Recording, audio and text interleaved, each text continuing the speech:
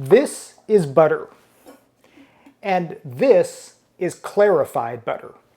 Now, I'm sure you're familiar with this stick, but what about the stuff that's in here? Well, after watching this video, you'll know all about butter versus clarified butter and how to cook with each of these.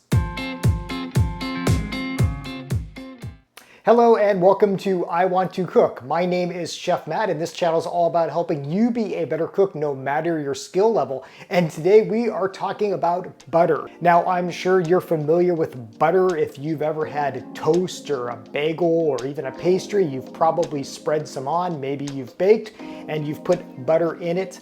It is very popular. We use it for a ton of things in cooking. But this is a little less well known. This is clarified butter. Now, each of these is indeed butter, but let's start with the familiar one, this stick of butter. Now, these are often found just like this in stick form. You might also find it in a tub. And usually the biggest thing you have to decide when buying butter is whether you want salted or unsalted butter. Salted butter is just what its name implies. It has some salt in it. It enhances the flavor, but you don't always want that. In fact, when I was learning to cook in culinary school, we never used salted butter because even a little bit of salt can affect a recipe in a way that you don't want. Now, here in the United States, butter has to be at least 80% milk fat. The other 20%, those are milk solids, some water, and maybe a little bit of that salt that we were just referring to. And butter's easy. I mean, you just go and you buy butter. You don't have to do any work like you do with clarified butter. This, you just go to your store, usually to the dairy section, and you buy some butter. Now, you can make things with this. You can actually turn this into like a compound butter where maybe you put some herbs in it or some flavoring, and that way you have a butter that has the flavor of whatever compound you put in it. That's all compound butter is. It's really easy to make. Now, the thing about cooking with butter, especially if you're doing something like a dry heat method like sauteing or frying, is that it has a lower smoke point. And we're gonna talk more about that, but just know that butter is not that great for higher heat cooking because it has a lower smoke point. All that means is that, well, it's gonna start literally smoking, and that can burn your food and give kind of a really nasty taste to your food if that butter starts to smoke. The smoke point of butter is just over 300 degrees Fahrenheit, which really isn't that high. Now let's talk about clarified butter. I made this yesterday and it does take a little bit of work, but it's not hard work. All you really have to do is melt some butter, just like a stick here. You skim off the foam that rises to the top, and then you let the solids, all those milk solids, just kind of sink to the bottom, and then you just basically pour out that beautiful yellow liquid and you get clarified butter. Now, just like with this stick, at room temperature, it will solidify. Now, the main reason we use clarified butter in cooking is that smoke point. It has a higher smoke point, quite a bit so. In fact, the smoke point of clarified butter is about 450 degrees Fahrenheit. This is especially helpful when you're doing a higher heat cooking, maybe cooking a protein like chicken or steak or fish in a frying pan. You can get this up to a higher temperature, get a nice browning effect on that protein, on that meat, and you don't have to worry about it burning or reaching a smoke point. Now, why would you use this clarified butter instead of an oil? Well, simply put, flavor, and some people just don't like using oil. So you're gonna get that nice flavor of butter rather than like a neutral oil, but you're still gonna have the higher smoking point quality of an oil by using this clarified butter.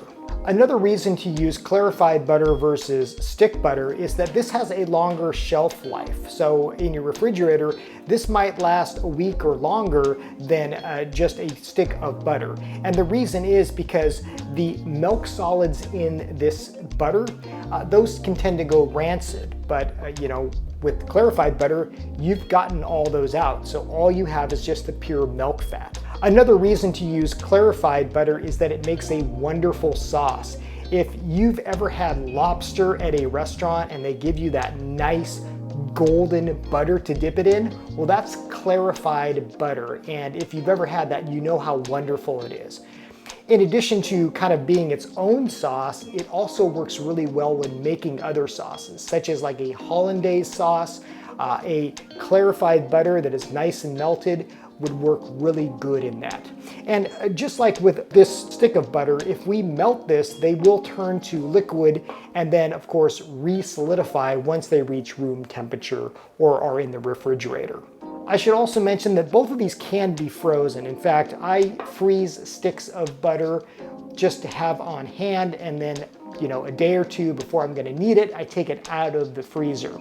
Now, one thing to know about clarified butter is that you do have to use unsalted butter to make it, because all you want when you clarify that butter is just the milk fat. You don't want any of the whey, you don't want any of those milk solids, and you don't want salt. So if you are going to make clarified butter, then you have to use unsalted butter. Now, if you do clarify your own butter, know that you are going to get slightly less product because you are straining out those other milk solids. So let's say we clarified this stick of butter, we might get only about 75% of the volume of this stick of butter once you clarify the butter and put it in a jar like this. Now, the last thing to know about clarified butter is that it can be the basis for other things. So if you've ever heard of ghee, that is a famous Indian clarified butter. It's basically clarified butter that you keep cooking longer until those milk solids start to really cook, start to turn brown, and then what happens is you get a really nice, more cooked clarified butter, like this nutty, wonderful sauce. And if that's something you want to see me demonstrate how to cook, let me know in the comments below. Maybe I can do that for a future episode. So there you go. There's the 411 on basic regular butter versus clarified butter.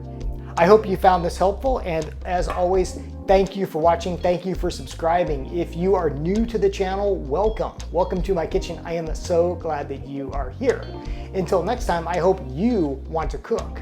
Now I'm going to start doing some cooking of my own because, well, I've got some butter to use.